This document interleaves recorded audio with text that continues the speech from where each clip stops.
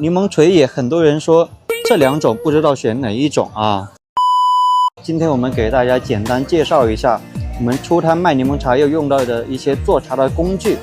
首先是我们的一个雪克杯啊，雪克杯怎么选择？很多人纠结选1000毫升的还是700毫升的，这两个容量啊都各自有自己的一个手感啊。你觉得哪个用的顺手就用哪个啊，没有那么多讲究。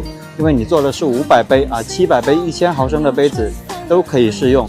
接着就是我们要用到一个缓冲垫，也叫雪克杯垫。为什么呢？你比方说你在这儿打，是吧？我们用我们的柠檬锤，什么杯子也经不住你这样造啊。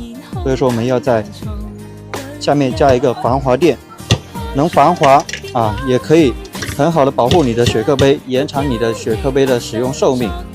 还有就是我们一个柠檬锤的选择，我们1000毫升就用我们40厘米的一个柠檬锤，700毫升就选择35厘米的一个柠檬锤。柠檬锤也很多人说这两种不知道选哪一种啊。我直接给大家举例吧，看一下，能明显的看出来我们柠檬果肉刚刚好是被柠檬锤的一个大小给覆盖住，所以说我们的柠檬锤4厘米的宽度是刚刚好的啊。这种就不好打，它非常小啊，不好去用力气去打它。我们这个就不会了，我们这个 PP 锤啊，重量够，长度够，用巧劲打非常就顺手。然后就是我们打柠檬需要用到的一个防溅盖啊，你肯定不能说这样子打，对吧？这样下面的冰块溅上来的一个水，全部把你的摊位都搞脏了。也不能说用手对吧？让人看起来感觉不卫生。